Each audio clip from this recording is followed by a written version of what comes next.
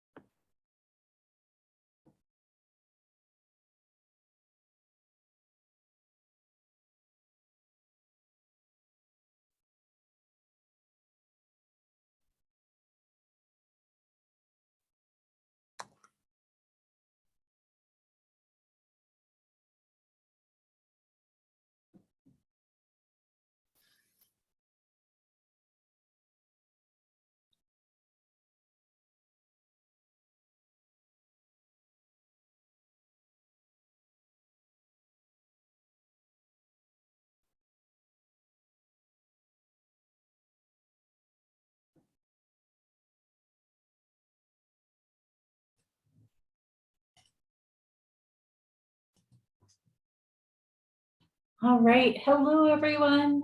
Can you all hear me? Yes. Awesome, great. So glad to hear it.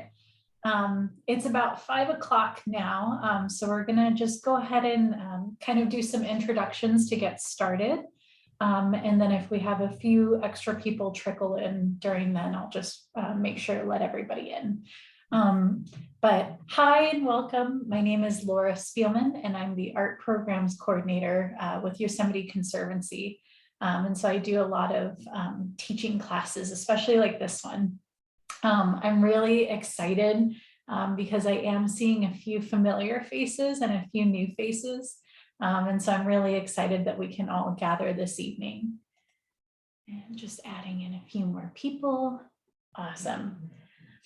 I just wanted to share a fun fact, is that I've been working for Yosemite Conservancy for about 5 years now.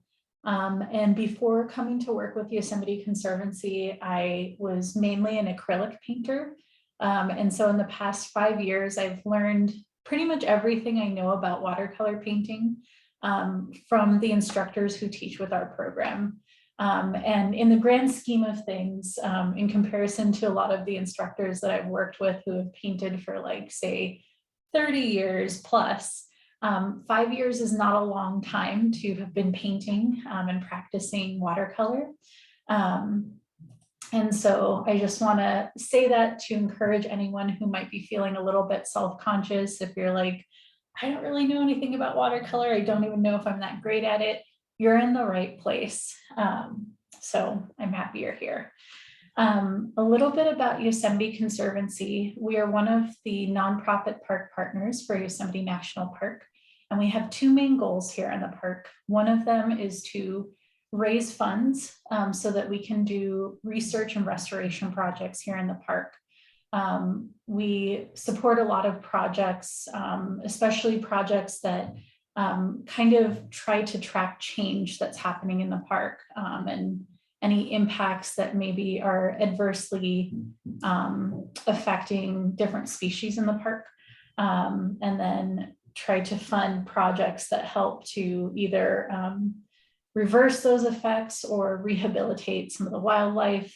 There are so many different projects that we do, and I could actually spend 2 hours describing them all, but you all are here for a watercolor class, so I will be respectful of that. The other aspect of what we do is educational programming so that we can help visitors experience the park. And under our umbrella, under our program, we help people to experience the park through art. And I'm really excited to be continuing virtual watercolor classes.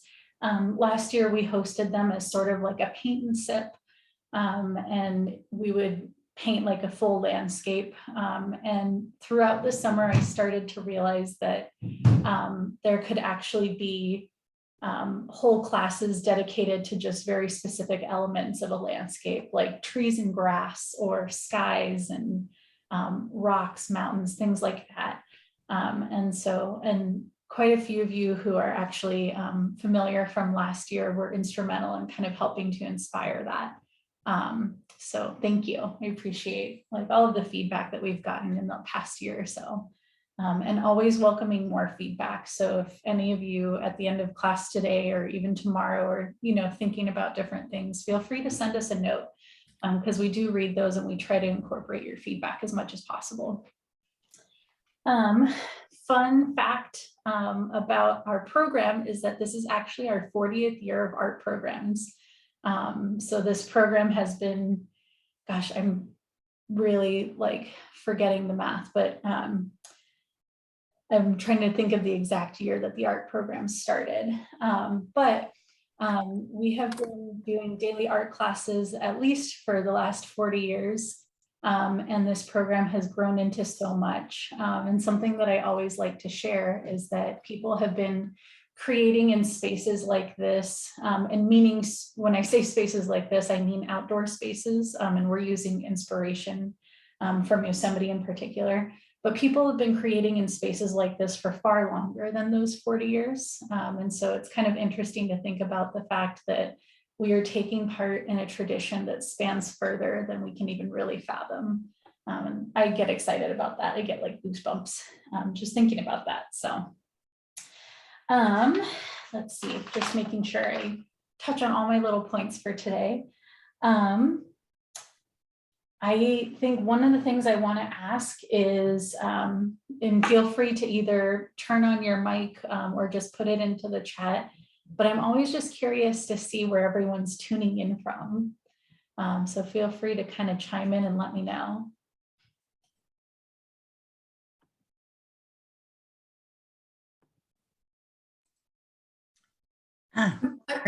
Livermore. I'm in Livermore. Okay, Livermore. I see Los Angeles, San Diego. Sausalito. Did I hear Sausalito? Uh-huh. Yep. Kent, Cypress, Texas. amazing. Bass Lake, Hollister, New Hampshire, very cool. Oh, just San Ramon, California, up in the Bay. Okay, great. In So Cypress, Texas. we've got lots of different time zones with us today. That's amazing. Thank you all so much. And just curious, how many of us are like new-ish to watercolor? I'm one. And I think it's also okay to say like that you feel like pretty good with your watercolor skills too. It is okay to have confidence. Awesome. Okay. Cool, cool. I'm a novice. This is supposed to help me with my nature journaling, according to my husband. Perfect. Amazing. I feel like oh, do we raise our hands or? No, you can go ahead. Okay. I feel like a solid beginner, but I want to move to the intermediate stage. Okay, cool. I'm hearing Jillian, I'm sorry, is saying newish, not comfy with the medium. Okay, fair enough. So one thing that I want to share with you all, just to kind of set the intention for our painting today, is, I'm going to go ahead and switch my camera. There's this really great quote that another artist shared with me, and so I want to go ahead and kind of pass it along and share it with you all. And it is, we are all born artists. The problem is staying one. And so oftentimes a lot of what happens is that, you know, as we grow older, like when we're children, we're kind of like fearless and we're not super self-conscious. We just kind of like go for it and we paint. And it doesn't even just apply to painting, but we do things with such a fearlessness. And then as we grow older, I would argue maybe like starting around like the teen years, we start to become more self-conscious about ourselves and the work that we do. And sometimes that alone is enough to stop us from doing things because we feel so self-conscious that we're like, I don't even want to put myself out there like that. So wanting to share this quote and also just wanting to appreciate you all for making the time in this space. I know that a lot of us come to this workshop with really busy schedules, and it is really, really special to set aside this space for yourselves to practice painting, whether you are new or whether you are practiced. And so just thank you. And so just want to ask if there are any questions before we get started today.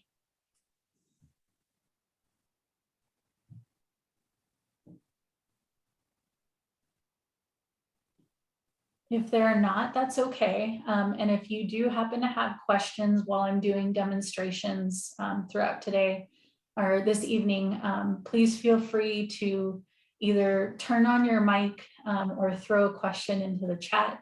And I will do my best to check it pretty frequently throughout the demonstrations just to make sure that everybody feels good. If at any point you need me to like stop and kind of repeat something or try to show it a different way, let me know that as well. I'm happy to kind of stop and redo things if needed. Great.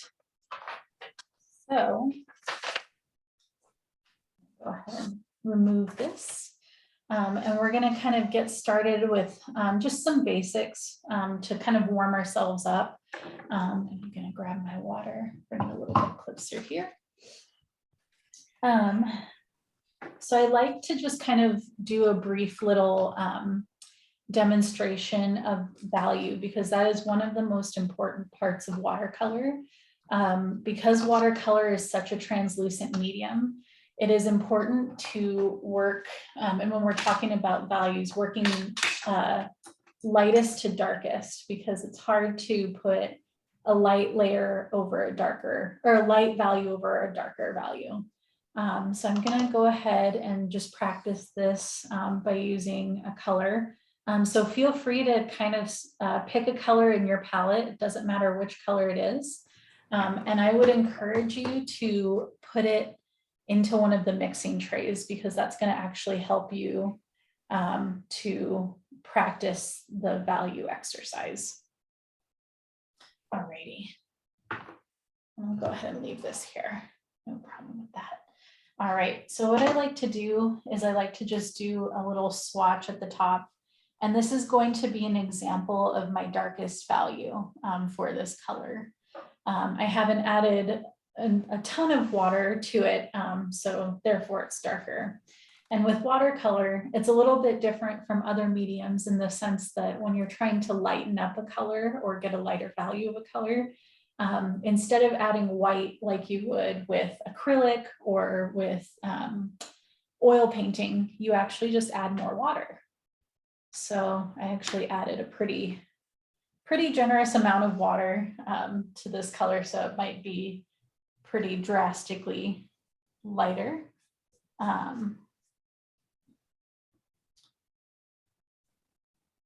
And so just kind of showing the difference between those values. This is a really, really dark value. I used Prussian blue, and then this is like a lot lighter, and there's definitely some middle ground in between there. So there could be some other values. I might actually go back and see if I can add just a little bit of this color to show that. Yeah, that's kind of a nice middle value tone.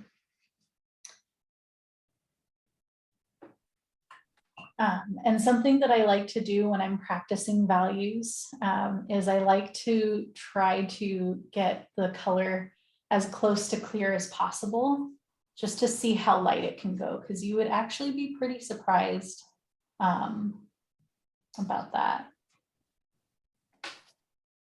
And also one thing that I'll mention, I try to like explain every single thing that I'm doing because I know that there's a little bit of a disconnect sometimes with teaching on virtual classes. But I'm holding up my paper and you can notice that there's a little bit of pooling at the edges because I'm tilting my paper. And so if you're ever working with watercolor and you notice some of that pooling and you don't want it to like spread down the paper, or you just want it to be a nice even wash, you can dry off your brush, and your brush actually acts as like a little straw and it just picks up that excess paint, which is really nice. Same here. Boom. So that is a quick little demonstration of value. And so through doing this exercise, you can see why it would be a little bit difficult to say, try and put this lightest value on top of the darkest value. Because it's translucent, it's just gonna, that darker value is really just gonna show through. But on the flip side, there's actually a difference when you start with the lighter values and then you start adding little layers of darker values over the top, you start to see that contrast. And so that's actually something that we'll work with later today. So that's an important little thing. Another quick thing that I'll also mention, just some like water management tricks.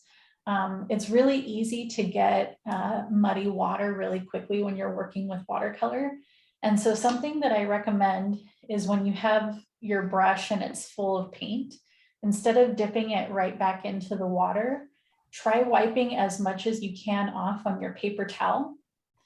And then that way, when you dip into your water, it keeps it from getting contaminated. It's a really cool trick that I forget which artist I learned that from, but I was like, yeah, that makes so much sense. So I'm trying to pass that along. Today, we're going to be working on trees and grass. And so I want to just share a little bit of color mixing ideas for green because we all have different palettes that we're working with. And I'll show this one because it has like a, I guess it's hard to see, but there's like a green right here. And I'll just go ahead and use it. It's called sap green. And it kind of looks like the color of a Granny Smith apple, which when you're looking at like trees in your landscape, it's not always the most accurate color. And so a lot of artists will actually recommend using a green, but mixing other colors in with it to make it look a little bit more realistic to what you're seeing in your landscape. So I'm gonna put this green into my palette. And again, I'm a big fan of having some mixing space so that you can add different colors in. And it is of course okay to use colors like straight out of your palette, but there's so much possibility when you're mixing colors. And so I like to kind of take advantage of that. So one color that I really like to mix with green is actually brown, because it gives it a nice earthy undertone, and it actually gives it a like forest green color. So I'll do a little swatch here to just kind of like show the difference.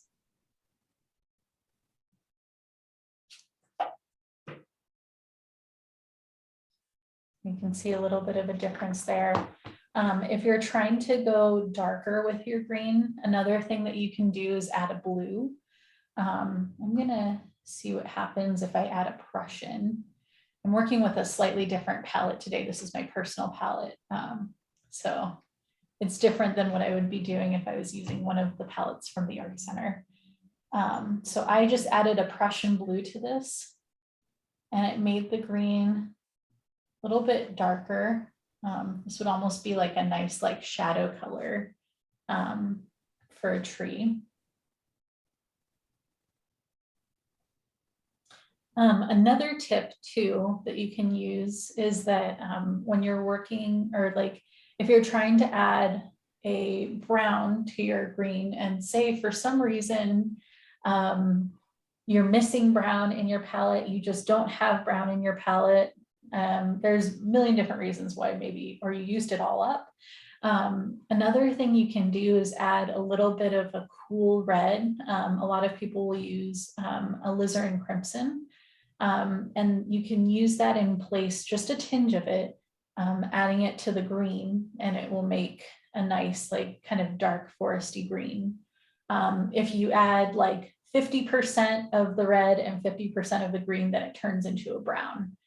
So you have to make sure that you're, like not mixing in too much. And that's actually a really great thing to note is if any of you have ever gone to the store, like to the hardware store to get paint for your home or for your office to paint the walls, you might have noticed that they have a machine when you take the little slip up with the color paint that you want. They have a machine that mixes the color right there in store. And so that machine is programmed to know exactly how much of a yellow it needs and how much of like black it needs, and all these different colors to create the color that you want. And so one of the things that I like to say about mixing colors as an artist is that we are not machines by any means. And so sometimes there's a little bit of like trial and error to kind of, get to the color that we're looking for. So sometimes, maybe you add a little bit too much brown and it just gets really muddy looking. And that's really all it is just feedback from your materials saying, hey, maybe you added too much of that color. Let's try adding a little bit more of the other color to kind of balance a little bit better. So I like to say that so that if, at any point you start to feel discouraged, it's definitely a like trial and error exercise. And it's something that I'm constantly doing. Perfect. And I'll just go ahead and pause. Are there any questions so far?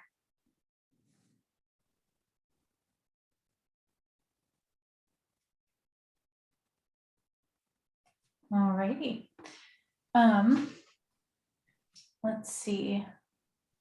I think we're gonna just go right into it because you all are here to paint the trees.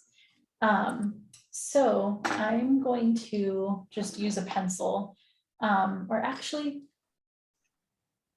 I'm going to pause on that for a second. I want to show you different types of trees that you can paint. So there are coniferous trees, and these trees are usually the pine trees that you think of when you are visiting the park or a forest in general. And then there are deciduous trees. And so when I say deciduous trees, you might think of, say, an oak tree. And so I'm just kind of writing down the difference. So this is deciduous. Oh, wait, no, sorry. Coniferous.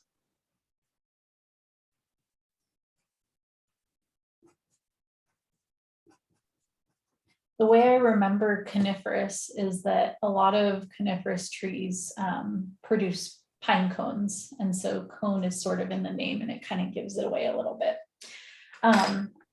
So I'll start with deciduous trees because those ones are a little bit easier and we probably won't focus on those ones as much because I feel like a lot of people are like wanting to know how to paint coniferous trees, pine trees. So for deciduous trees, I'm going to go ahead and just kind of add in like a little tree trunk. And if you want to follow along here, I'm just kind of adding in some branches. And it doesn't have to be perfect. This is definitely a practice that we're kind of working with.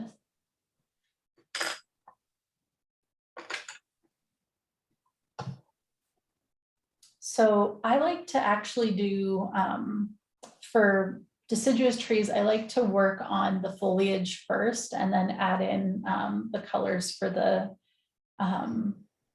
like the wooded parts later, because those end up usually being like kind of some of the darker values.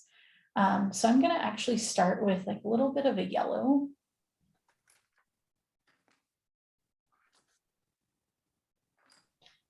And I kind of just, I'm painting basically in like the shape of a loose circle, but it's not like a perfect circle. So I'm just kind of adding in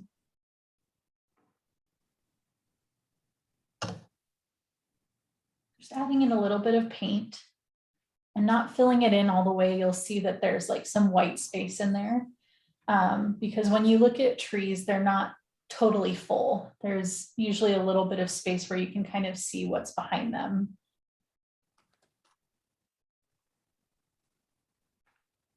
And then I'm going to use a little bit of my green.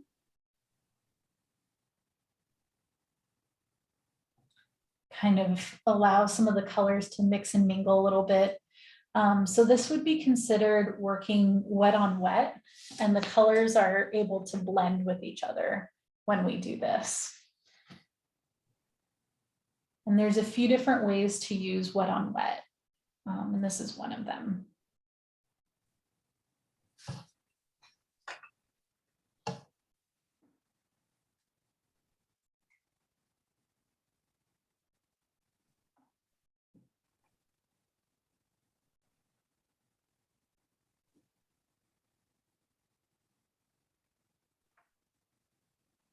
And sometimes what I like to do is add some dots kind of around the trees that maybe aren't like necessarily connected to the foliage. Because I feel like it just makes it look a little bit more like fun and whimsical. And that's something that I really try to emulate in my painting.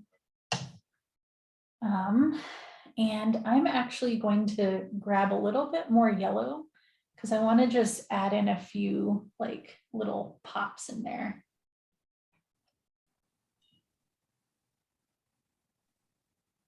Something that's also interesting that you'll notice throughout this process is that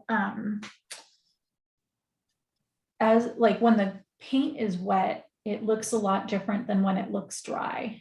So you might have even noticed that from doing your value swatches or the different colors of green earlier. And so you're going to start to notice that in your tree as you're like mixing these colors. And even the ways that they blend, sometimes they don't look like they're like moving very much, but as they dry, they kind of blend really nicely. I'm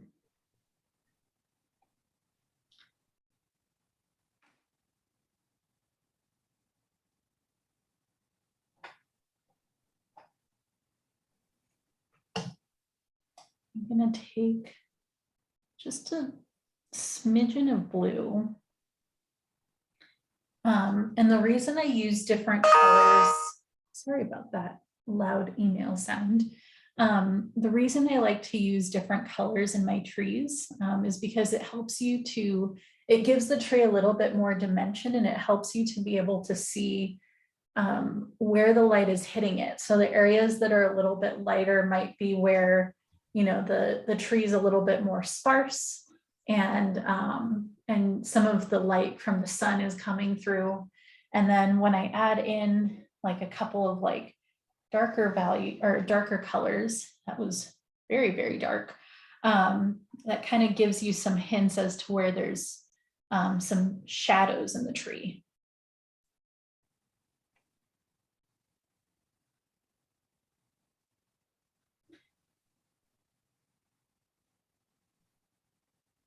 And so as I'm kind of just adding a couple of colors here, I want to just stop and ask, when I'm talking about using wet on wet versus wet on dry techniques, is everybody familiar with what I'm talking about, or would anyone benefit from me doing a quick little demonstration of wet on wet and wet on dry?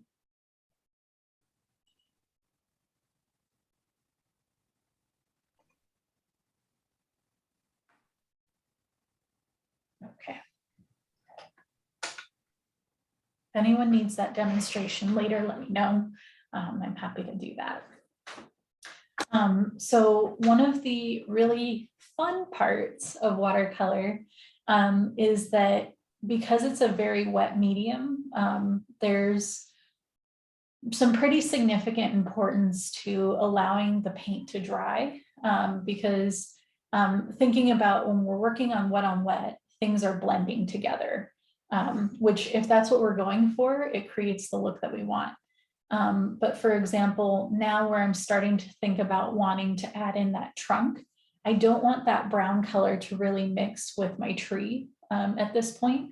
And so this is kind of the point where I would stop and like really let this dry.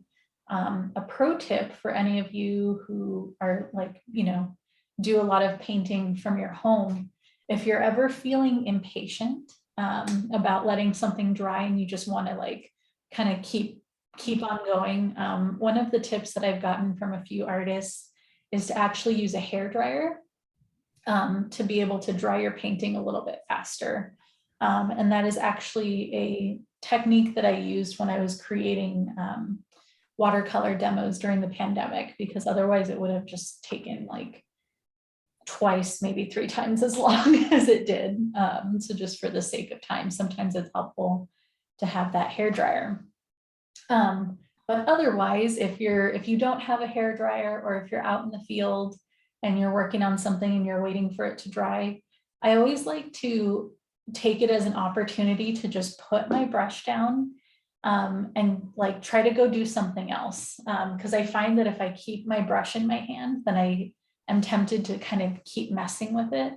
But if you step away to maybe like eat a snack or do a stretch break, or if you're at home and you just don't have a hair dryer, like going to do some dishes, it's a nice way to have just like a built-in break, and then you come back to it and it's nice and dry.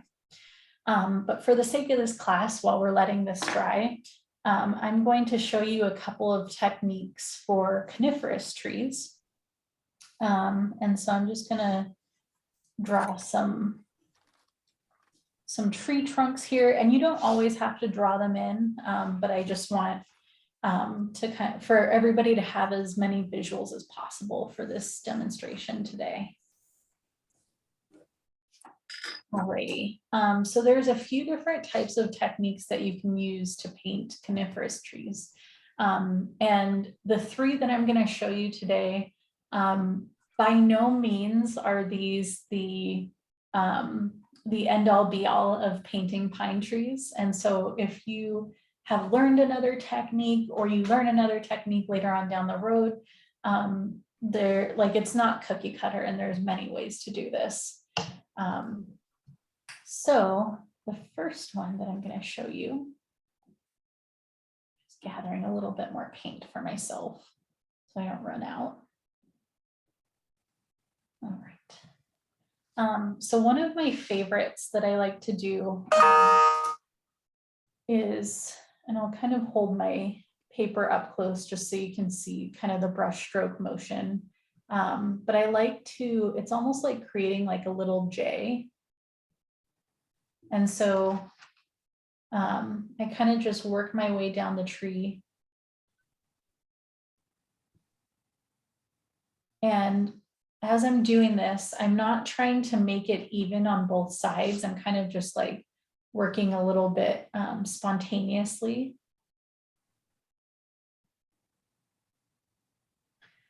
And another thing that I also like to mention is that when I'm painting trees, I really like to start really sparse at the top and then kind of like work my way out wider as I get towards the middle and end, because that also kind of helps to really make it look like a tree. If it's really full from top to bottom, then it's not as realistic looking. It might look realistic to like say, you know, a Christmas tree, but a lot of times the trees in Yosemite are like really, really sparse at the top. And then also depending on how far away the tree is that you're painting. A fun fact about trees is that their branches, especially the mature trees, their branches don't always go all the way down to the bottom of the trunk. And this is actually a defense mechanism that they have against wildfires. So, you know, in the case of wildfire, if they have a lot of low-hanging branches, then they're more susceptible to that wildfire spreading all the way to the top of the tree. But if they have basically just bark at the bottom for, you know, a significant portion of their trunk, that bark will get a little bit burnt, but it won't totally kill the tree. So it's really an amazing defense mechanism that they have, that they've evolved to do. Another technique for painting coniferous trees is kind of similar to this one, but instead of having the strokes swoop down, they actually kind of point up and out. And so you could even like, you know, view this as some trees, their branches hang down and some tree branches kind of poke upwards. So you could use arguably all of these techniques in a single painting to show some variation between different types of trees.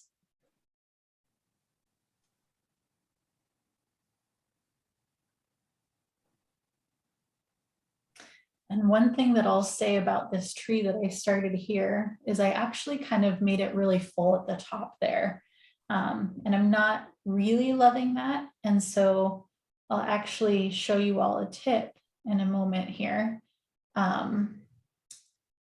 about how to fix that. Because I think sometimes when we do things in watercolor, it feels like, well, that's it.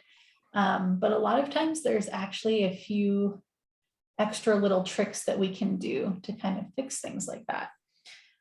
So for this, something that I like to do if it's too tall or if it's too full at the top, what I like to do is just extend the tip of that tree, make it a little bit taller, and then you can just do,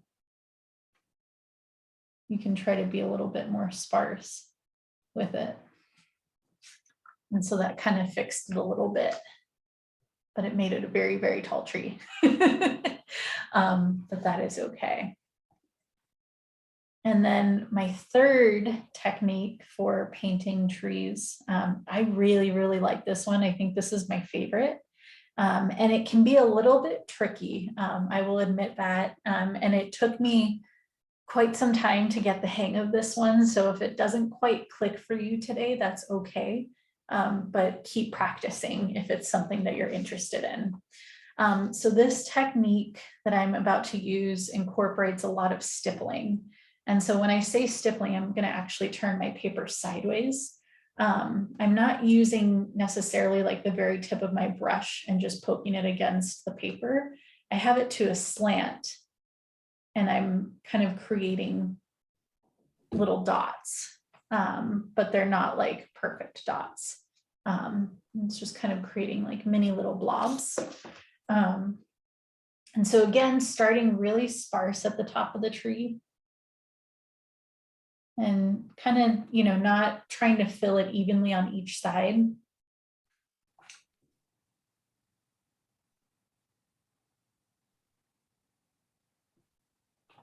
I'll actually hold this a little bit closer because I think this can be kind of a tricky one to see. But I'm kind of just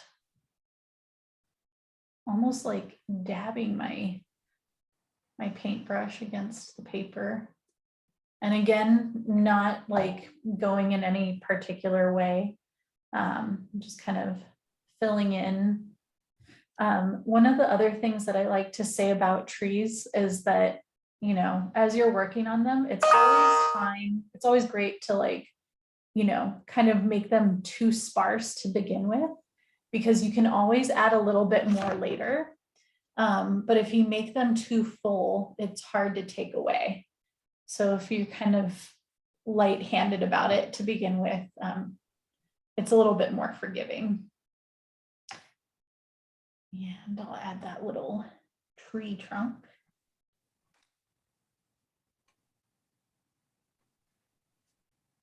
Okay. So I want to pause here and just see if anybody has any questions. Is anyone feeling frustrated by any of these techniques? Any thoughts that you all want to share?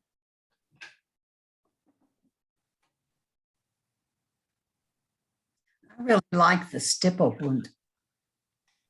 You said you do like it or you don't? I do. That was fun to do. Yeah, I really like it a lot.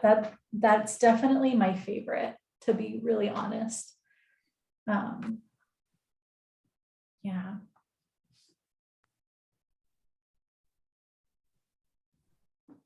So I'm gonna actually jump back to this deciduous tree because we kind of let it kind of sit for a minute to make sure that it was dry, and I'm touching it right now and it seems dry. But another way, because sometimes like if it's still wet, if you touch it, you can actually lift some of the pigment with just your finger.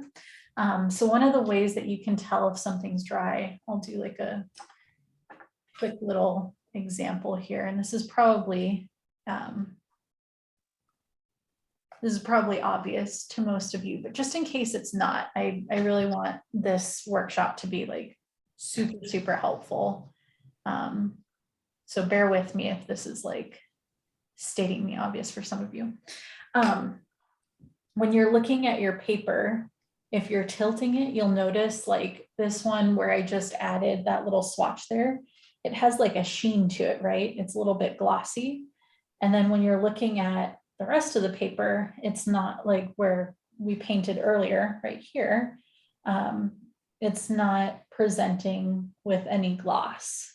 And so that's one of the good ways to kind of be able to tell if it's dry. So in this case, it's dry. And so what I'm going to do is I'm going to take a little bit of brown.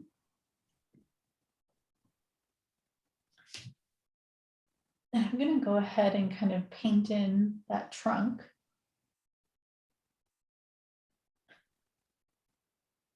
I probably could have used a slightly larger brush for this, but that's okay. We're here now.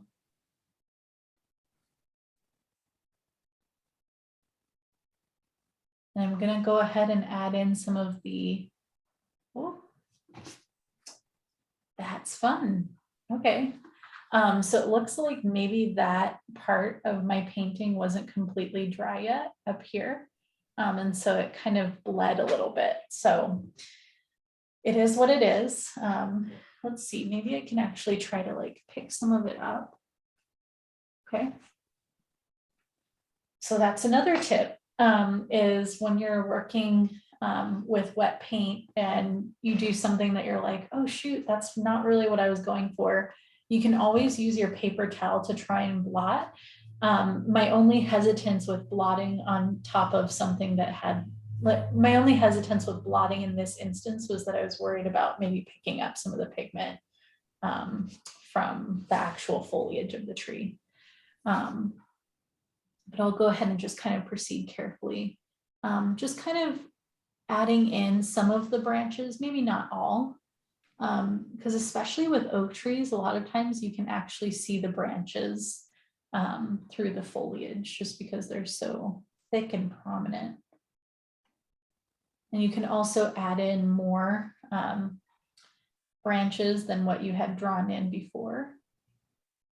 And you can have little spaces in between them because sometimes the foliage is like, it's a little bit thicker in some spots than others.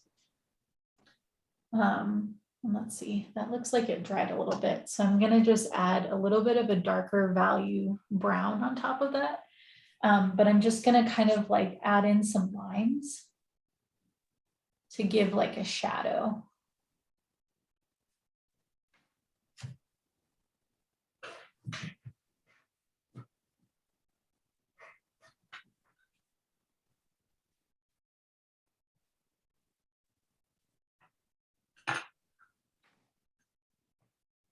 And so we'll actually practice doing another tree, another coniferous tree, something a little bit closer up. And so I'll show you all an example actually. We'll practice doing something like this because for this exercise, we were really just trying to get like the silhouette of the tree down. And so now we're gonna kind of mix the silhouette with like some of the different colors. So also, I do just want to say, if at any point it feels like I'm going too fast, please let me know and I can definitely slow down. And I just also like, if you're feeling any type of way, like you want to ask a question or you want to ask me to go a little bit slower, I would really encourage you to do so because likely if you're feeling that way, someone else in the group might be feeling that way also and just is like feeling a little bit funny about saying it. So just wanting to throw that out there that it's more than okay to let me know what you need. Oops. And we're ripping paper.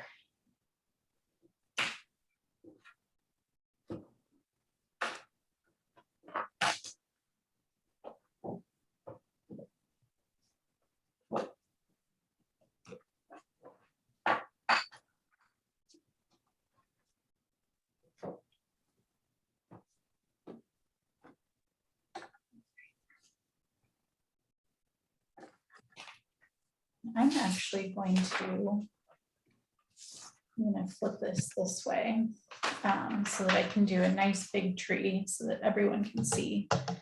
Let's see.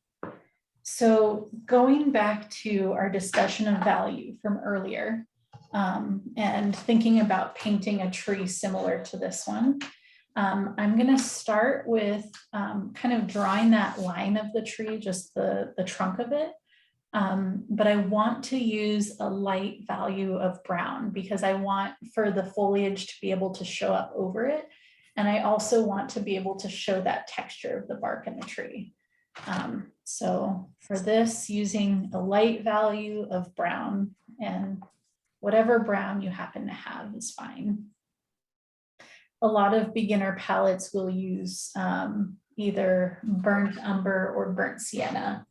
And either of those are okay, or if you have a different brown, again, totally fine. So I'm just gonna kind of paint in a big tree trunk here. And I'm gonna make it a little bit wider towards the base.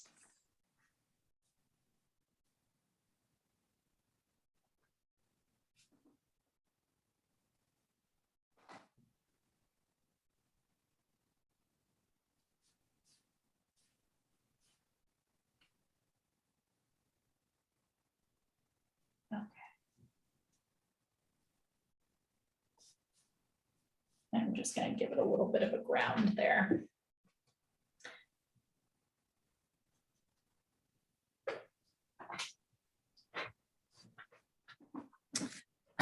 Yes.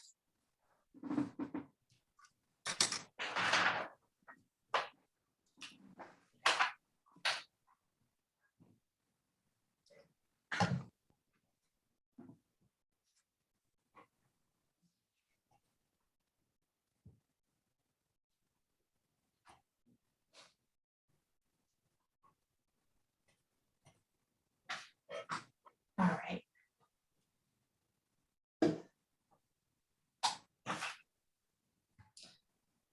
And so I'm just trying to kind of get this, I'm gonna see if I can dry it a little bit. For this portion, it is okay to kind of mix some of the green, like the lighter value green on top of it. But I really like to kind of give things a chance to dry. Okay, so for this part of our tree, I'm gonna use the color sap green. And I'm just gonna mix a tinge of brown into it. And so I'll do a little swatch here just so you all can see kind of the color that I'm working with.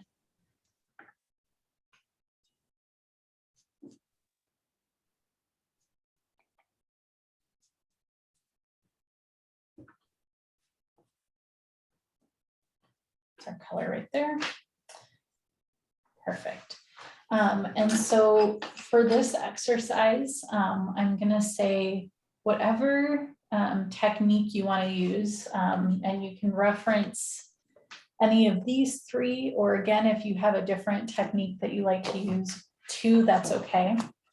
But feel basically just pick a technique that you like,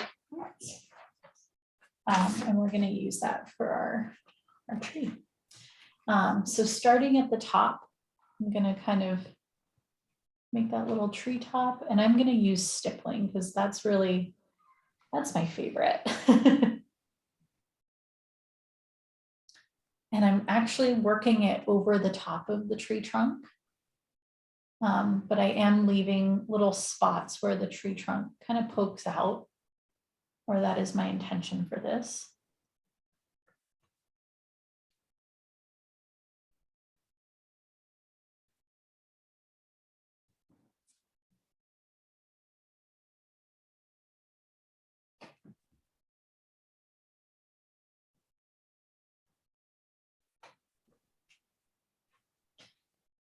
Something that I also like to say about painting in watercolor is that it's kind of funny. There can be these like stages of the painting where you might feel like your painting looks like an ugly potato and you're just like, you know what, I should just stop. Like, this is not going anywhere.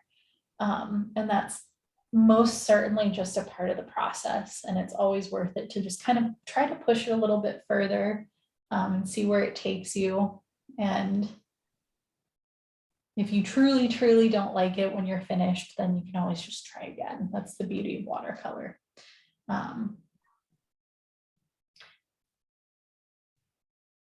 kind of like that quote, you miss 100% of the shots you don't take. So if you don't try to push it just a little bit further when you're not liking it, then you're not gonna, you might not see the potential of it.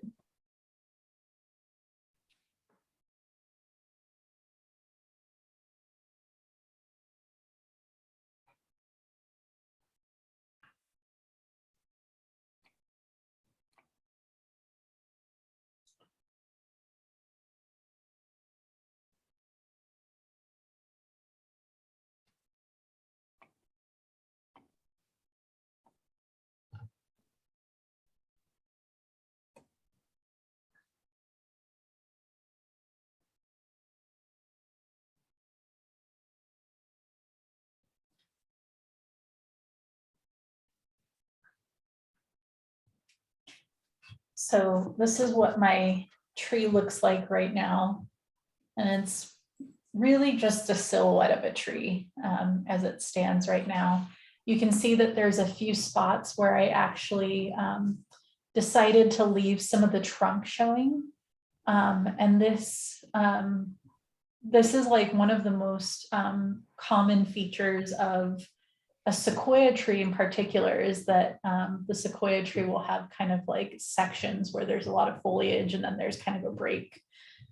And something that I like to do to just kind of give the tree some dimension is that I'll actually, like right next to a spot where I kind of let the trunk show, I'll add like a few little dots of foliage just to the side of that, because it gives you the impression or the illusion that there's foliage behind that trunk, and it kind of gives it some dimension. I'm just blotting because that was a little bit dark. Cool.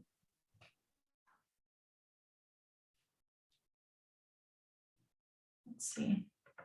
And again, also just like being willing to add, I really like adding those little dots around the tree that maybe aren't even connected to all of the foliage, because I think it just kind of gives it a nice like little whimsical look.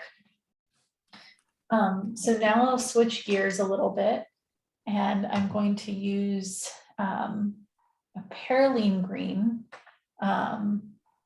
which I'll show you here. It's like very, very dark. And I'm actually mixing it with that lighter green that I had before.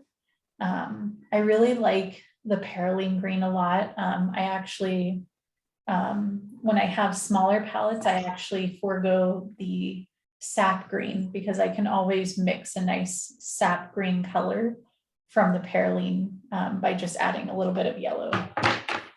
So I'll show you a swatch of the perylene here. It's very dark. But then, for example, Are you, oh, go ahead.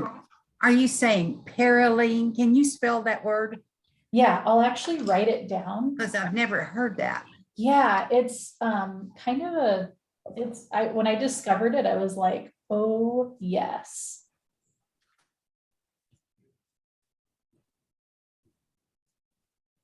So perylene green. All right. Yeah, it's I really Yeah. like that color a lot. Okay. And I'll show you. So this was kind of like straight from the palette. And if you mix it with a yellow, I like to mix with New Gamboge. It's kind of like a golden yellow color. You can get a really nice, Oh, yeah. almost sap green looking color. So to be able to compare with that, and this one's still even a little bit dark, I could add a little bit more yellow to that to kind of lighten it up to the to a similar value or similar color as the sap green. Sorry, I am losing my words. All right. So What kind of watercolors do you like? I noticed yours are very dark. yeah, so they definitely dry darker in the palette. I use the type of watercolors that I use is tube watercolors, because I feel like they give a richer pigment than the pan sets that are like the kind of little square cake sets, so to speak. And then for brand, I actually mix different brands of watercolor, because one of the things that I've found from using different brands is that not all of the colors are standard across the board. So say you get like a sap green from Winsor and Newton or a sap green from Daniel Smith. When you put them side by side, they're always a little bit different because they have different formulas in terms of how they create those colors. So my palette is mostly Daniel Smith, but for example, my New Gamboge, I always get Winsor and Newton brand because I've tried the Daniel Smith brand and I was like, oh gosh, this is like mustard. That's not what I was looking for. So yeah, so sometimes it's like if you ever have the option to get the small tube for a color that you're not sure of, that's the best way to go. because I've definitely purchased the larger tubes of things and then been like, oh, this is not at all what I wanted. And then you're stuck with a tube and maybe you just pass it along to a friend. That's what I do sometimes. Friends who are just like starting out, of course. But yeah, great question. Thank you for asking that. So let's see, this should be fairly dry now. So what I'm going to go ahead and do is I'm going to add like a medium value on top of it to start kind of giving the tree a little bit more dimension. And I'm going to just I'm going to go kind of steady with this, and I'm not going to add, or the hope is that I won't add too much because I want it to be kind of just creating like some contrast so that it feels like there's shadows. And again, this is kind of a medium value. It looks a little bit dark right now because it's wet, but once it dries, it'll look a little bit different. And for reference, that is actually right there, the color that I'm using here. So.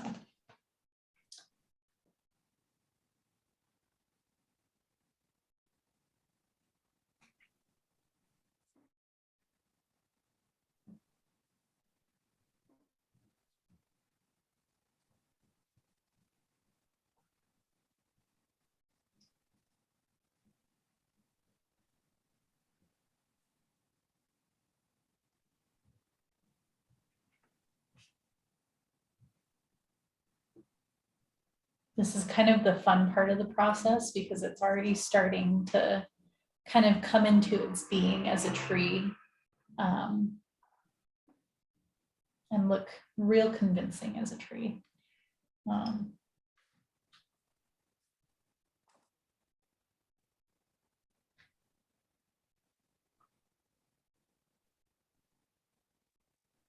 again, just a testament to practicing with trees, because I know that sometimes they can be a little bit frustrating, and like maybe some of the techniques that I'm showing you here that you're trying to duplicate, if it's not coming out the way that you're wanting it to, that is okay, and that's part of the process. It took me a couple of years, to paint, to feel like good about painting trees. And there were a couple of daily art classes that I attended where I just showed up and I was like, today my focus is painting trees. Like, I know you all are going to paint landscapes and I'm just here to paint trees. That's what I'm doing. And so sometimes you just kind of have to choose one thing to focus on.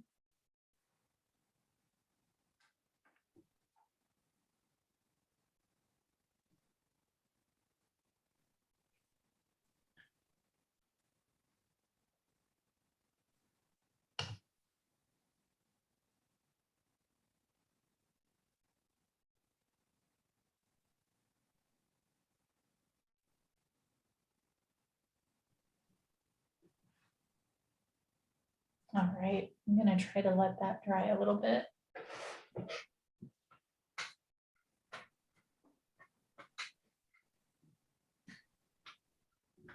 And so something that I'll go ahead and do now, it feels like we have a lot of detail on the foliage of the tree, but then looking at the bark of the tree, it kind of just looks a little bit bland, right? And so, this is an opportunity for us to kind of spice it up a little bit.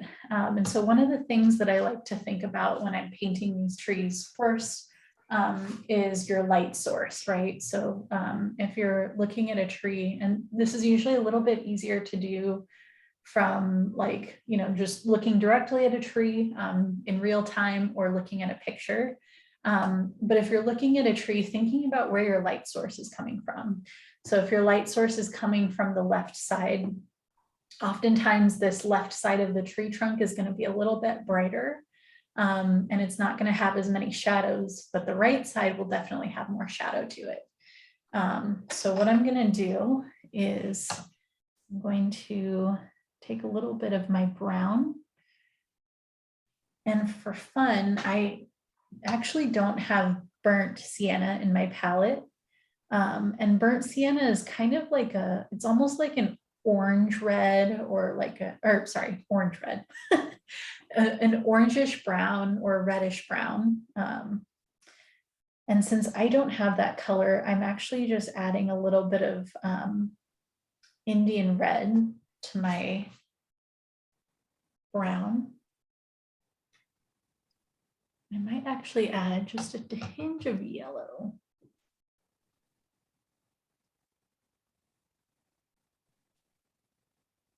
There we go.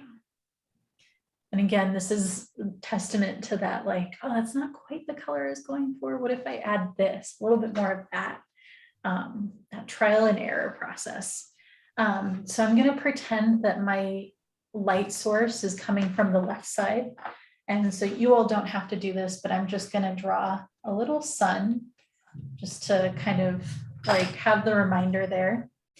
And I'm going to go ahead and start layering this, this middle value brown, and see how, because it's a little bit darker, it's kind of showing up against that really, really light value. And so I'm not filling it in all the way. I'm kind of leaving some spots that are where that bottom layer shows through. And that's really great for like texture.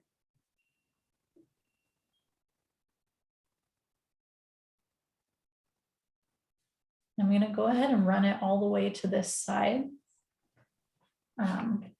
just so you can see. But I start to create kind of thinner lines along the left side.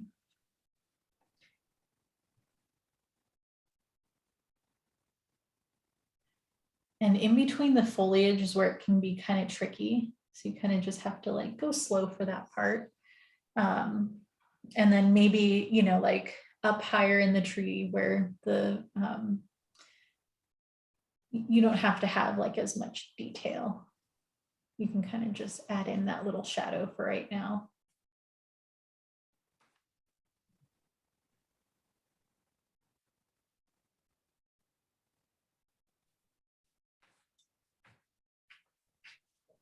All right, so we've got a little bit of a light source in there. This is almost like cooking, where you're like adjusting the spices as you go and you're like, oh, I need it to be a little bit more like savory. What do I add? Maybe some soy sauce, or I don't know what I'm cooking here.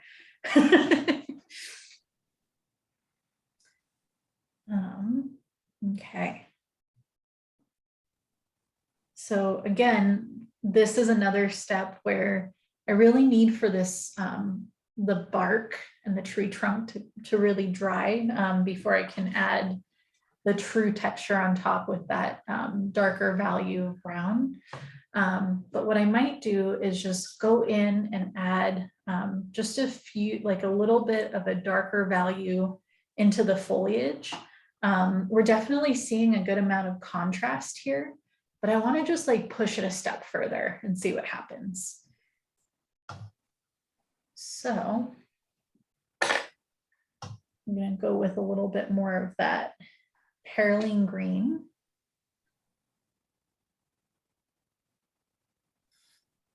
I'm just going to do a swatch here on the side to test it, because that feels a little bit too dark. So we might lighten that up a little bit. That's another thing that I really like to do, is I really like to have test swatches on the side of the paper.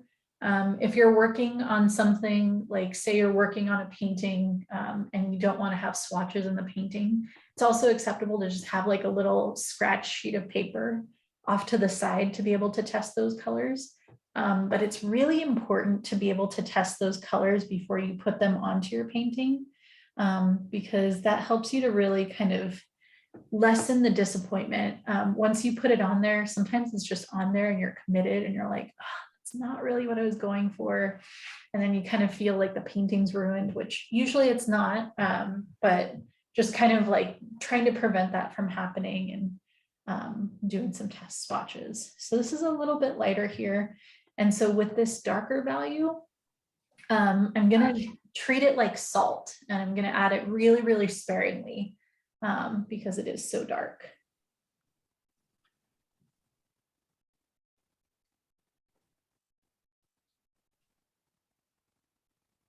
I'm kind of, just to like share some strategy here, I'm kind of adding it on the underside of these middle values of green here, because typically the shadows of the tree tend to be kind of like on the bottom of branches or the bottom of those bows of needles and leaves and things like that.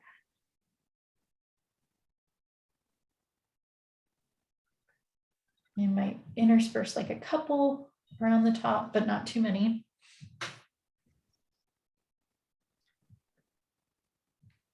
So if we don't have a really dark green like that, what blend of colors do you recommend?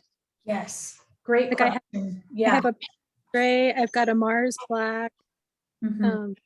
What do you recommend? Yeah. Do you have, what blues do you have? I have a cobalt and an ultramarine Okay, and perfect. Yeah. So what I would recommend, I'll actually go ahead and I'll mix this with you just as a demonstration. And again, thank you for asking that question because that's such a good and also very important question.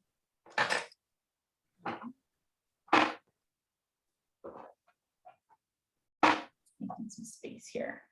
So I'm going to use a sap green because that's probably closest to what you have. And what I would do next is add a little bit of brown to it. And that kind of darkens it. I added a little bit too much brown. And then what I would do next, I try to stray away from adding black and gray right away. Towards the end, if I really am not getting the color I'm looking for, then I'll try to add it. But I try to add like a blue to see if I can get a darker value. And so that's still a little bit light, but it's close. So maybe what I would do is add a little bit more brown. And a little bit more blue.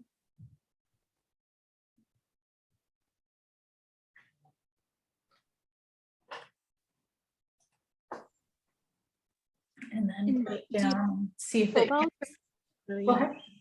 Do you like the cobalt or the ultramarine? I would say ultramarine. When I'm thinking about those two colors and thinking about how to answer that question, ultramarine has a more cool, tint to it, and cobalt. I actually have a hard time describing cobalt because a lot of times artists are trying to describe colors as either warm or cool, but I feel like cobalt is actually kind of a neutral color. And it can kind of go either way, but I don't think it'll give you that deep dark color that you're looking for. I think it'll kind of like neutralize it a little bit. That makes sense. Yeah. So yeah, so this is what I got from mixing a blue and a brown with that green. And this I'll kind of do like a little side by side. Wow, a lot of emails for after hours. So this is kind of a side by side of, that's my perylene green right there. And that's pretty close, right? And I have definitely, I won't say that I've never done this. I have definitely added a little bit of Payne's gray or neutral tint to my greens if I can't quite get them to that dark color that I'm looking for. So, you know, again, I really try to leave that as a last resort because it's really great to like add other colors in before adding in a gray or a black. But it's, you know, it's not like against the rules either. It's okay to kind of break those rules in watercolor if you want. But again, great question. Thank you.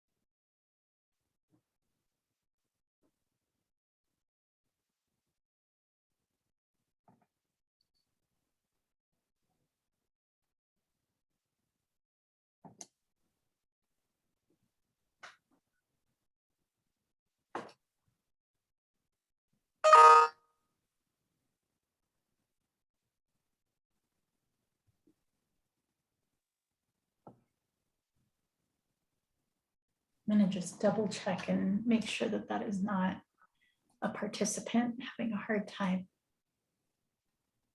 getting into the class. Nope, okay, cool. That is truly just people working after hours, unfortunately. Although I guess sometimes people are on different schedules and different time zones, so that's okay.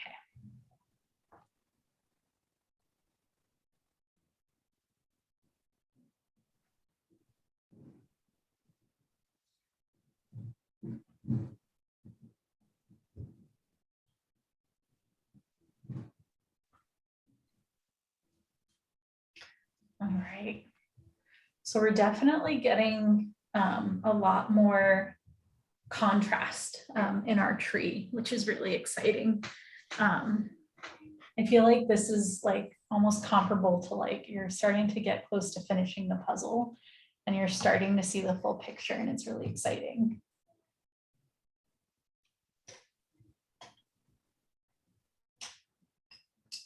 All right.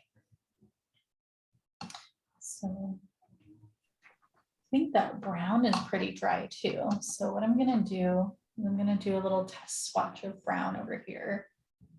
Oh yeah, that's perfect. Okay.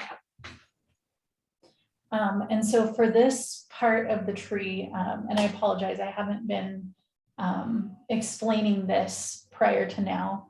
I usually work with a couple of different round brushes. So I've got a, let's see, gosh, it's worn off. I've got a 12 round, I believe, a 10 round, and a 4. So that 4 round is really, really small. And the 10 is kind of a nice middle ground, middle of the road brush. And it's definitely a lot of times, maybe not in all instances, but I notice a lot of beginner watercolor painters will definitely gravitate towards like the smaller brushes. Like maybe this 10 is even a little bit too big. They'll gravitate towards like an 8 or something. But I really like working with a big brush because you can actually get a pretty fine line. So that, again, this is, I believe, my 12. You can get a really fine line by just using the very tip, or if you press all the way, you can get like a really bold wash. But when I'm working on like really, really small details, I do think it's nice to have like a little, a small round brush. And so that's where my number 4 round comes in handy, because it creates like really, really thin lines. Can probably get even thinner than that. Yeah. So kind of using this tree here as reference, I'm gonna, I don't know if this is actually the like most accurate term for this, but this is just the term that I keep using. I call it feathering. And so the idea with feathering is that you're just using the very tip of your brush, and you don't have to go super fast. It can be, slow, but you're just kind of doing like a little like back and forth motion. I'm just kind of getting some lines. But I'm going to be doing that now on the trunk of the tree, and I'm going to be kind of going across the tree in its entirety. And so what this is doing is actually just creating the texture of that tree.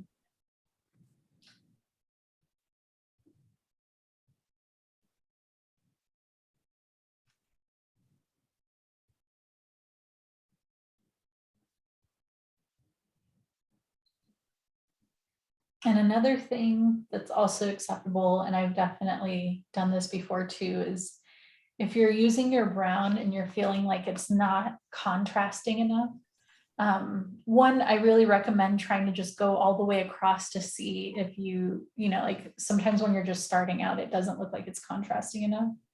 And if you keep working with it, it does.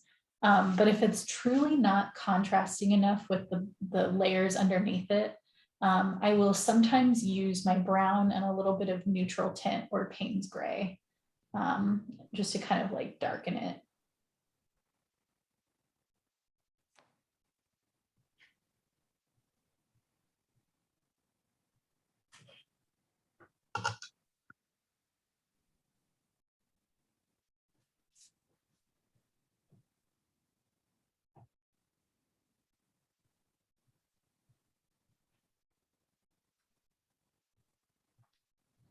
But I think what was actually happening there is that as I was continuing to use my brush and that paint, I was starting to get a lighter value of that brown.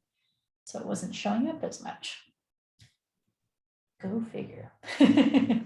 It's all in the value.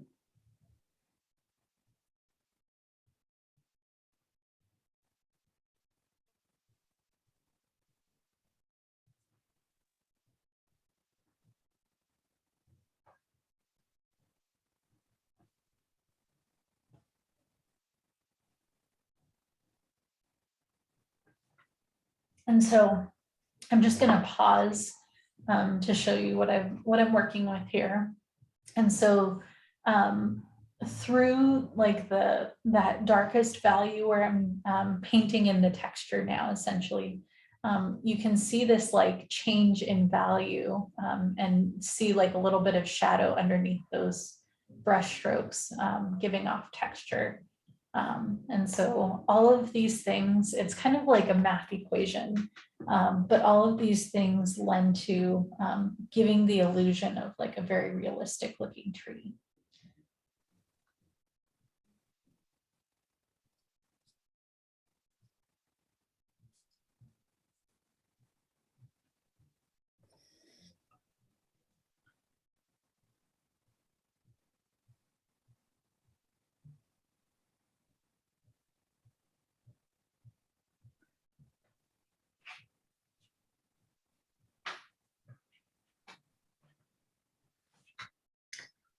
Another thing you could do if you wanted to kind of get fancy with it is if you had like a black pen, you could also add in a few brush strokes that way too, just to add more contrast and more texture also.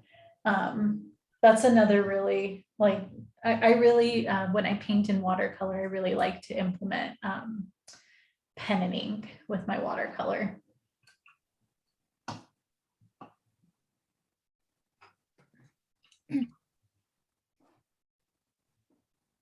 All right, so I will kind of pause here. It's 6:20, so we're a little bit more than halfway through our class. But I just want to kind of stop and see if anyone has any questions, if there's anything that anyone's getting kind of stuck on, any thoughts in general that anyone wants to share.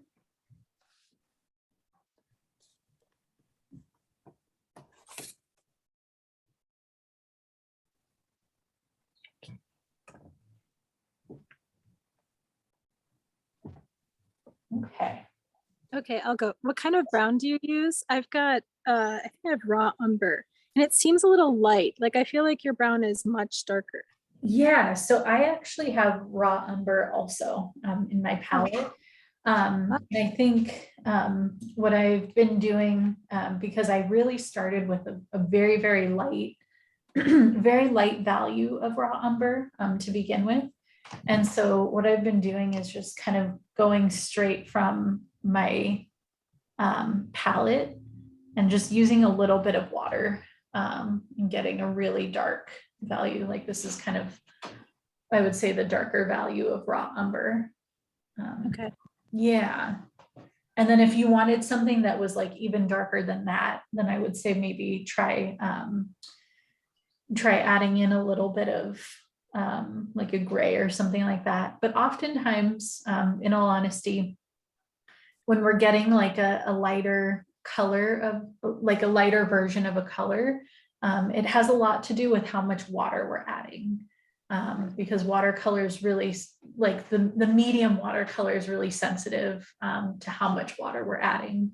And that can just, it really can be one of the tricky parts of the medium itself is like, you know, how much water we're adding. And so if that's something that you're running into, that's like, it's totally okay. And that's something that I really struggled with in the beginning. And I had paintings that were like, they were different colors, but they were kind of all that same lighter value. And I would be like, why is this happening? And then I would go, like, I wouldn't have any middle values. I would just have like a light value and then a really, really dark value on top of it. And it looked weird.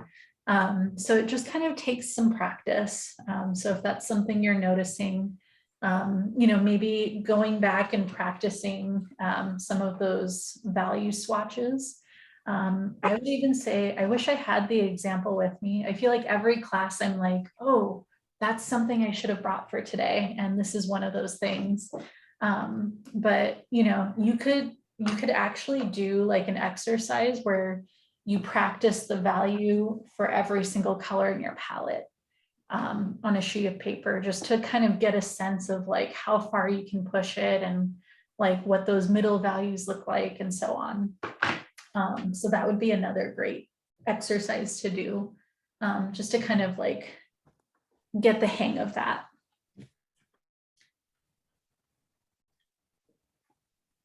Any other questions or thoughts?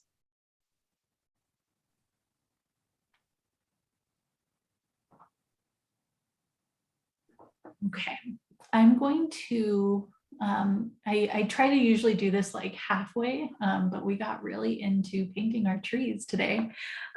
So I'm gonna go ahead and just give us like a 5-minute break. So it's 6:23 right now. And I'll say, let's reconvene at 6:28. And I just wanna offer like a break for anyone who might need to use the restroom or anyone who needs to kind of freshen up their water. Or get a new paper towel or anything that you might need. This is a good time to do it and you won't miss anything. So we'll be right back.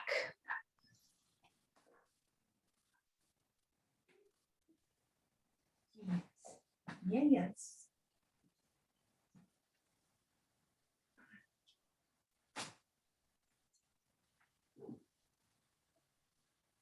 No, I'm going this way.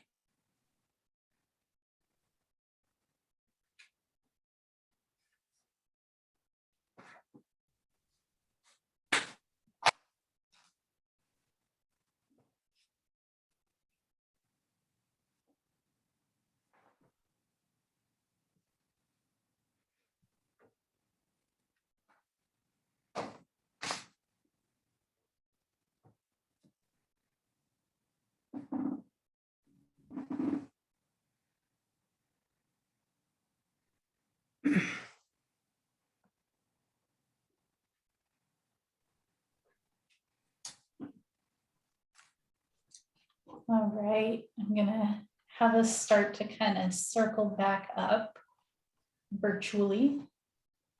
Ooh, camera's doing some fun things. Let's see if I can kind of fix that.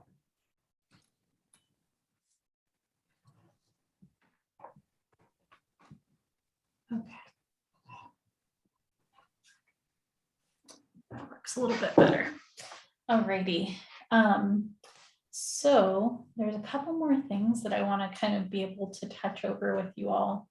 And so we did a lot of trees that were kind of up close. But then I wanted to kind of share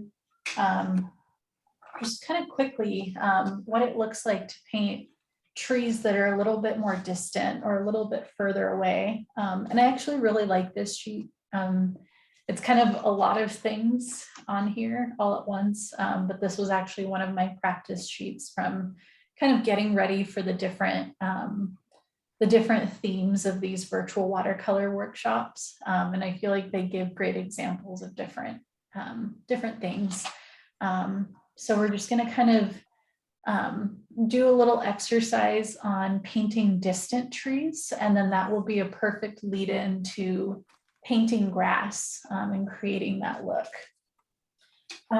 So whenever I'm painting trees that are on like a mountain ridge, one of the first things that I like to do, and I'm just going to use a single color for this. I'm not going to worry about making different colors because a lot of times when you're looking at distant trees, you're like, especially on a mountain ridge, you're really just seeing the silhouette of those trees. You might see like a few different colors in them, but for the most part, like if you were to like squint your eyes, you're going to see like kind of one prominent color. All right. So I'm just going to kind of paint like a little slanted mountainside here. And one of the tricks with this is going to be like really kind of working wet and making sure that your colors are really well juiced up.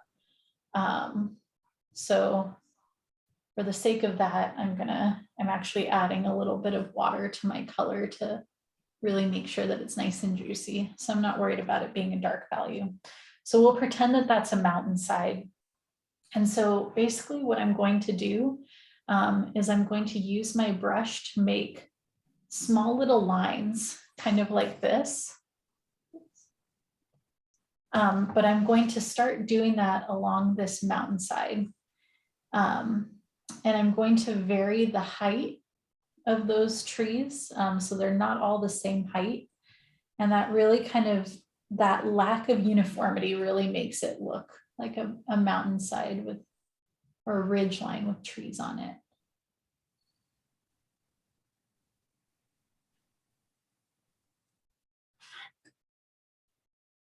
And so that's my example right there. And so, you know, if you were doing this in an actual landscape, I'm going to pull this example again here because I think it's a really great example. You know, you'd have your like really light value mountain ridges in the distance. And then at a certain point, like kind of in the middle of those mountains, like, you know, maybe not necessarily the one that's like the closest to you, but not the furthest, right in the middle is where you start to see that texture and you don't just see like a solid line. And then as they get closer, you start to see a little bit more change in that mountain ridge. And for example, here I added in a few trees that look a little bit more distinctly like trees, maybe something a little bit more along the lines of these guys right here, but just kind of interspersed in between those little marks. So I'll do another one just to kind of show that example also.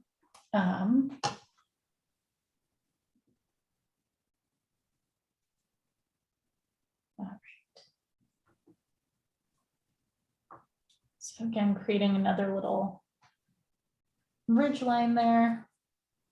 Just kind of filling it in. I'm gonna add some water because I really want this to be nice and juicy.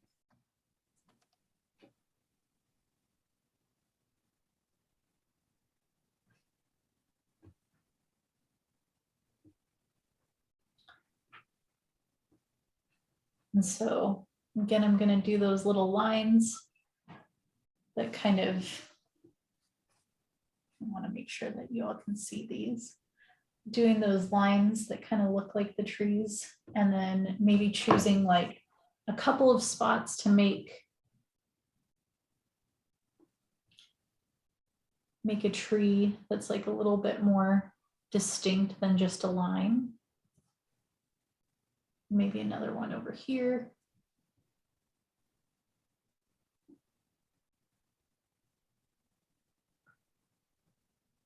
And maybe just adding some of those lines between.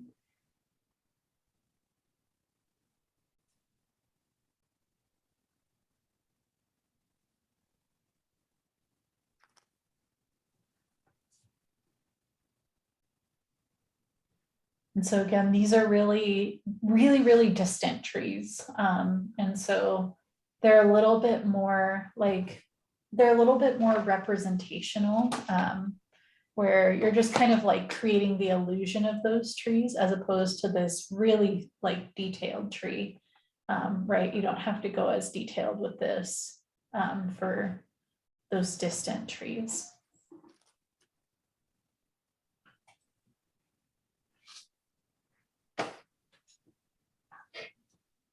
And so kind of in a very similar vein, grass is kind of similar, trying to paint grass. So like if I think that's actually dry, but I made those little lines earlier with my brush. And so if I wanted to, I could actually, I normally don't do it this way, but I'm just gonna do this for the sake of kind of showing you all an example. But if you were to have like, you know, say a meadow, and you had like, you know, just a nice light wash of green and then those little lines over it, that kind of creates that, that look of grass. And so I'll do a better example now. Let's see. And so this is going to be one of those, I'm going to have to kind of wait for this to dry. So I'm going to actually go ahead and kind of dry brush this. But we're just going to kind of pretend that this is our meadow, and we're just kind of creating that light valued layer underneath.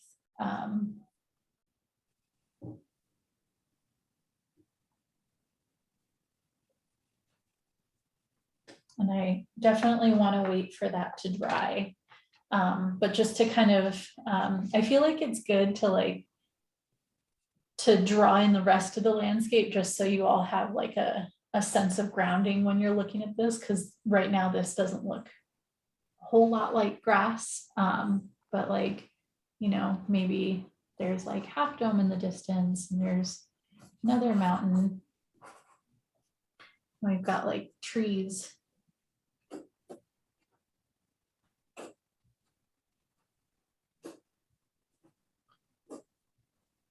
And then this is like our nice open meadow here.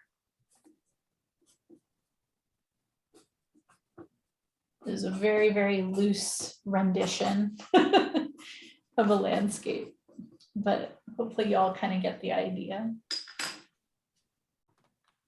I'm just wanting to make sure this is really dry. I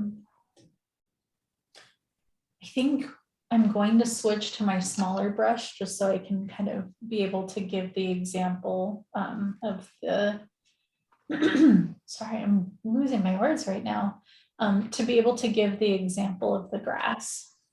And so again, you can really just, you know, make little lines kind of grouped closely together. And I find that, let's see, where are we? Right there. I find that if you have like the middle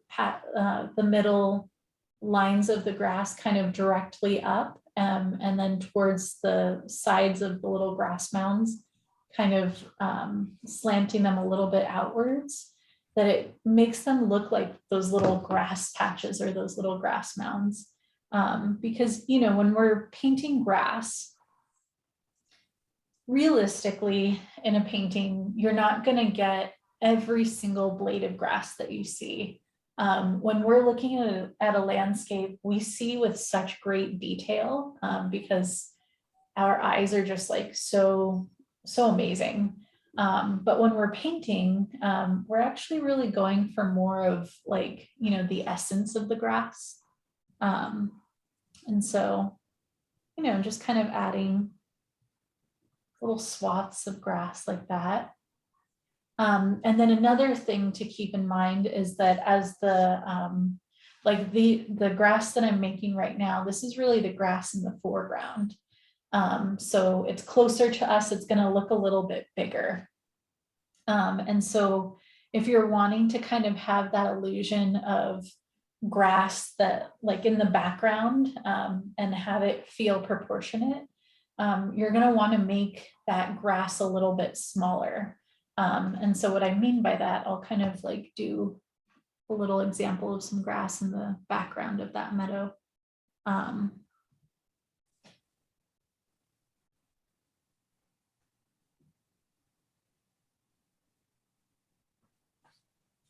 But really kind of like making it smaller. And then that way it gives you like a sense of like the depth in the landscape that you're looking at. And I actually really like that I did some dry brushing there because it gives it some texture. Another thing you can do is you can also mess with like different colors. So you don't have to use just like the same green. You can, you know, maybe use more of, I have this like kind of bluish green over here. I could try using some of that bluish green in the back. Because another thing, and this is kind of dipping into one of our workshops for September, but another thing about watercolor, something that helps in my mind create a successful and realistic looking painting is creating atmospheric perspective. And so it's that idea that you're changing the proportions of things. The things that are closer in front are a little bit bigger, and the things that are further away are a little bit smaller. But also between those two things, the things that are closer up have a lot more vibrance in the color. And then the things that are a little bit further away tend to look a little bit more dull in color. So sometimes kind of changing the color you're working with is also really helpful in kind of giving suggestions of that proportion and what you're seeing.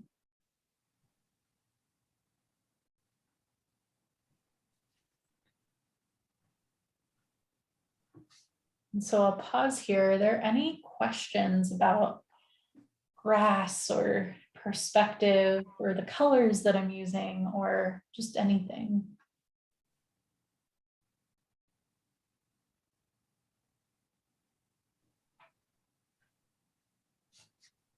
If you're also feeling bored with making lines, you can also do little dots.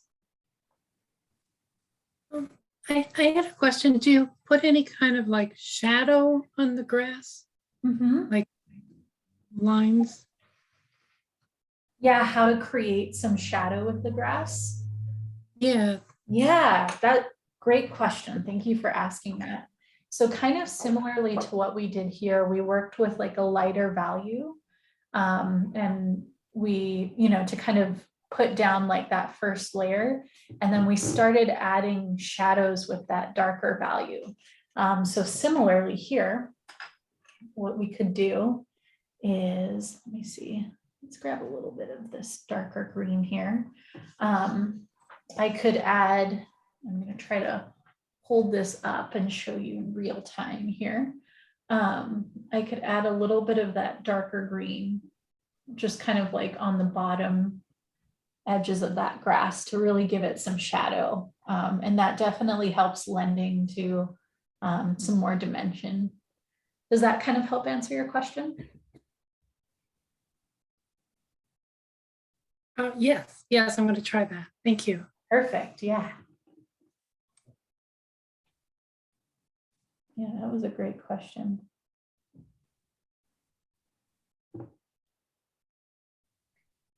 You can even do that, like for example, I'll do, let's see. I'll do like a couple of trees at the top here.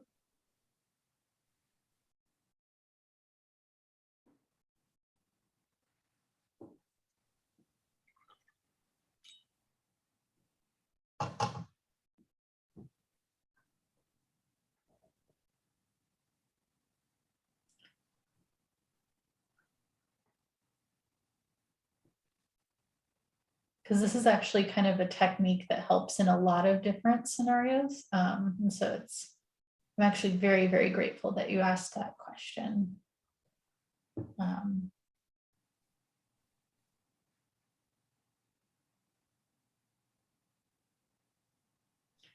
So I'll let that dry a little bit. But if you have some trees that are kind of like, you know, a little bit further away, maybe like on the other edge of meadow, you can kind of use that same tactic and add a little bit of a darker green, just kind of towards the bottom of those trees to really create a shadow. And again, give it a little bit more dimension, because anytime you're using just a flat single value, it's exactly that, it's a flat single value. But once you start to add different values to it, like we did here, makes it a little bit more interesting. And it's, you know, giving the person who's looking at your painting is kind of getting some suggestions as to what they're seeing.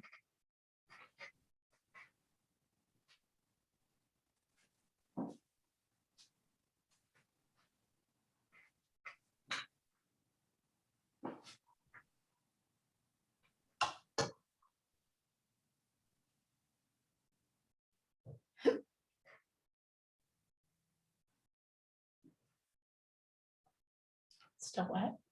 This is that little impatient part of me that's like, dry faster. Let's see, I'll add just a little bit of it kind of on the bottom. So that can't hurt too much. Yeah, it actually kind of gives a little bit of that illusion of like kind of darker shadows at the bottom. Hold it up a little bit closer.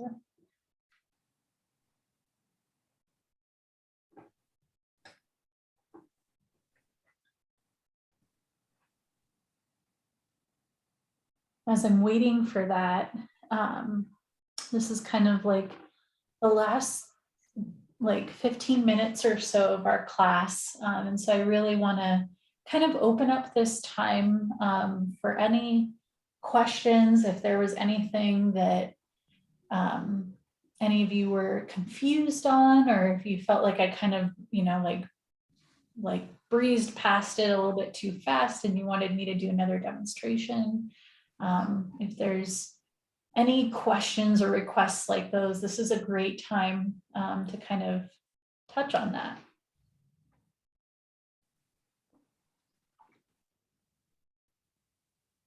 If you wanted to add flowers like in the meadow, would that be the same thing with the distance? The color would change? Mm-hmm. Yeah. Yeah, and you like, ooh, that can be tricky. Or I find it to be tricky. And there's a couple of different ways to work around it. Because sometimes, for example, you have like flowers that are yellow, and trying to add that yellow on top of here, you need it to be like a certain value, right? And so I'm gonna just kind of, this is my practice sheet, so whatever happens, happens with it. We're gonna experiment a little bit because that's a really good question and it's kind of a good challenge too. I would kind of like, if I were doing flowers, I would kind of do some like stippling. And so that's actually showing up as more of a green than anything. one thing that is like, if you know, like when you're planning to create a painting, that you're wanting to add in flowers or paint in the flowers that you see. A lot of times what artists will do is leave a little bit of white space. And then it gives you that chance to kind of add in some of those flowers and those different colors that maybe might not show up against the bottom layer. Or it might be an opportunity to use like a different color underneath. Another thing, let me see, I hope I have it. No, so another thing, I'll try my best to just kind of describe what this would look like. But if you have seen, they have those really cool white gel pens. And so for example, if it's a flower that's white, after it's dry, it's actually really great because it's kind of nice and opaque. You can go over whatever layers you have and add in some little details, and like, for example, add some of those white flowers. If it were like lupin, then that's a really good one because it's purple, so it'll probably better show up against the green that I have here. And I think I'm relating everything to like the layer that I put down first. But obviously, again, if you know that you're adding those colors and those elements to your painting beforehand, there's, a couple different things you can do to kind of like leave that space for them. But yeah, if I wanted, should do this with a smaller brush. Silly me. If I wanted to add in like a lupin.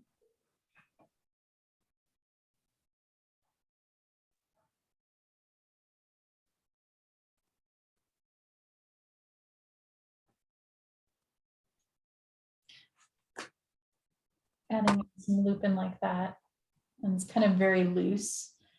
You can also, another thing that makes a really, really nice composition is adding some of those, like if you're adding wildflowers, for example, adding those like truly in the foreground where they like really pop, and they're a little bit bigger so you can add some more detail. So for example, like this would be definitely like a foreground thing here, but just kind of adding in some lupin.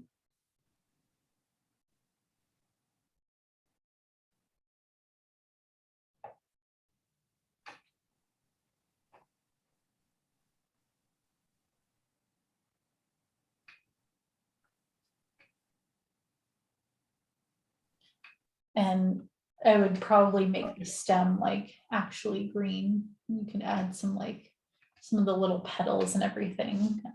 But you could definitely like add those kind of like framing that foreground also.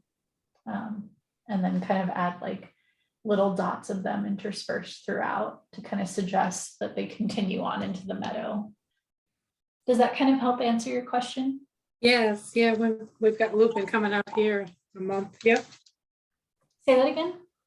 We have lupin here too, in the east. Yeah. Oh, they are so fun to paint. I really enjoy painting lupin.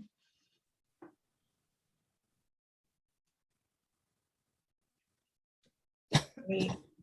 Any other questions or thoughts or requests?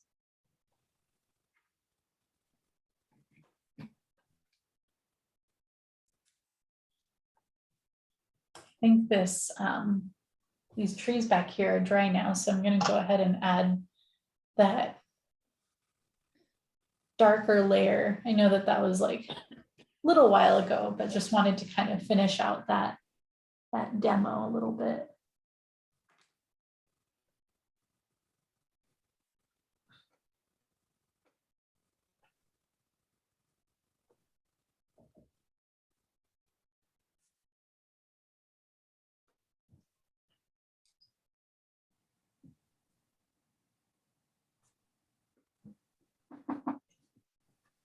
So yeah, and again, once it dries, it won't be as much of a stark contrast, but it gives you that shadow underneath the trees, which is really nice. And again, gives some dimension.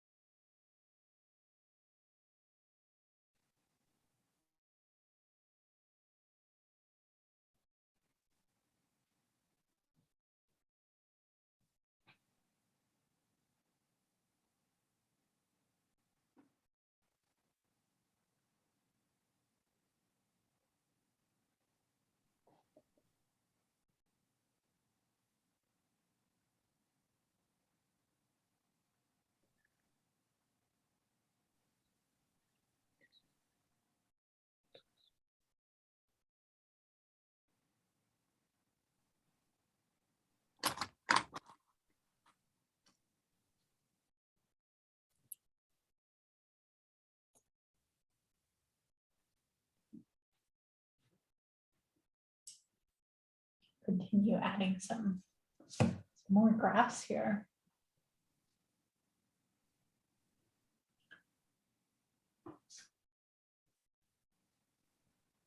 Another thing actually that I could share is that you can kind of use different mediums with watercolor. So I kind of put down this wash and I added some of the grass in watercolor, but you can also use colored pencils, which can be really fun because the colored pencil will oftentimes kind of pick up the tooth of the paper and give it a little bit more texture also. But that's another way to kind of be able to add in different colors. Let's see, I'll add in a darker.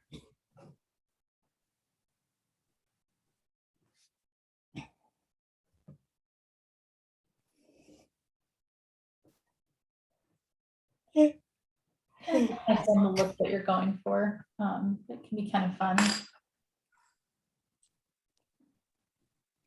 I definitely, one thing I would have done, I should have taken my advice, because I should have done little swatches of the color prior to putting them on, so I knew what I was working with, because I kind of just committed myself there, which is totally okay. But sometimes nice to know.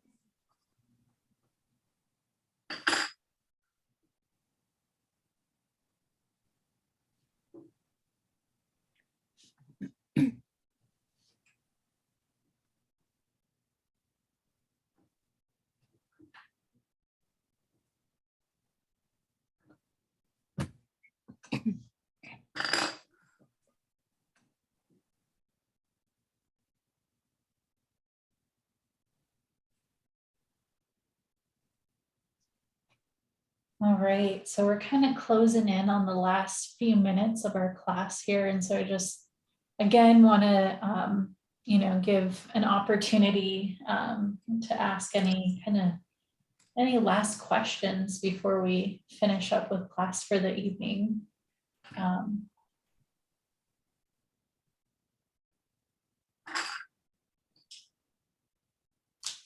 Liked it in other classes where we do a really quick show and tell.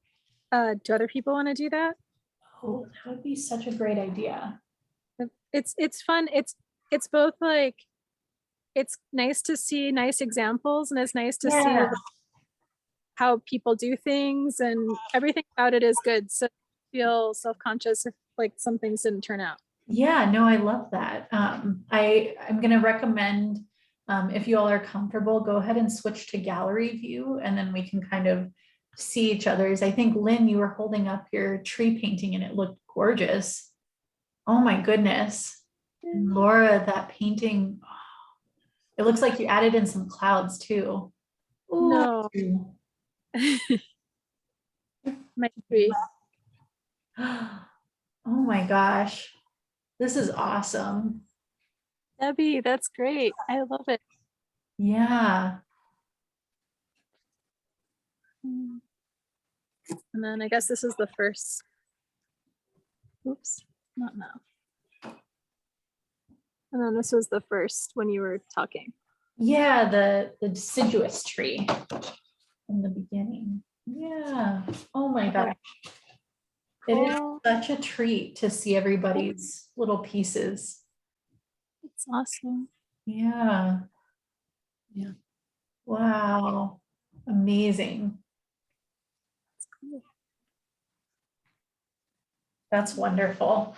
I will just kind of give like a little overview of what to expect over the next couple months, because this watercolor workshop is actually part of a like, it's basically like a 5-month series, actually, now that I'm thinking about it.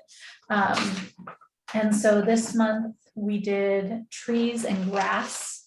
And so these watercolor workshops, the idea is that they're going to happen on the first Thursday of every month through September.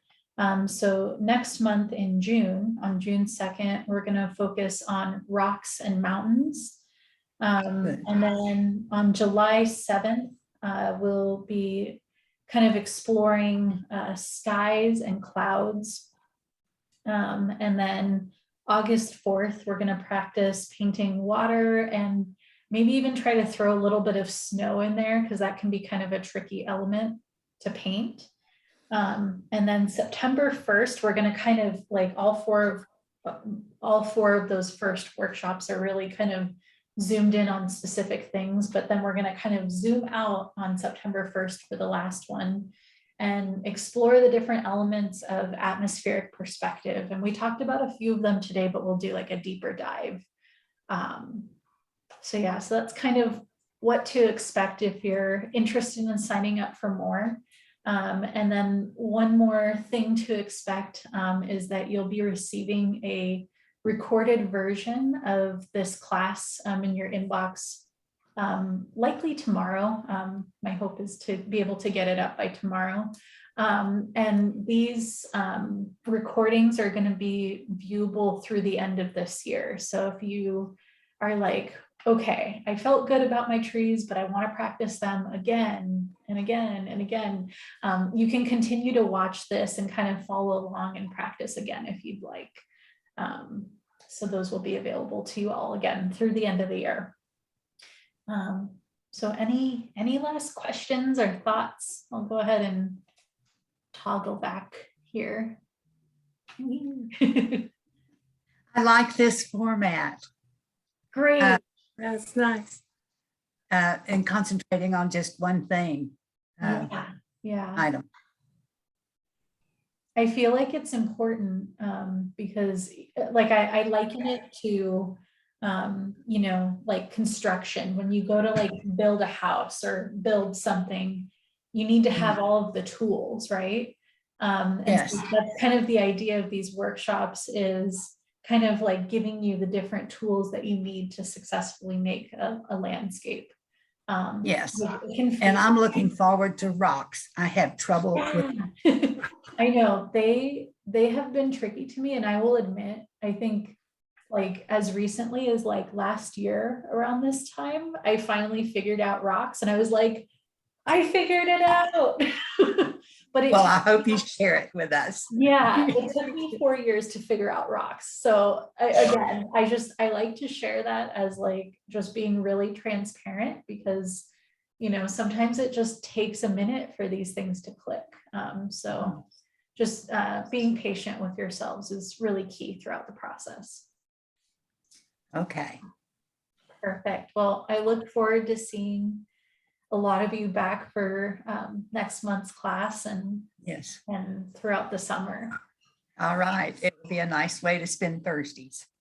Perfect. We'll The see you the next first Thursday of the month. Thursdays. Yes. Thank you. Great class, really fun.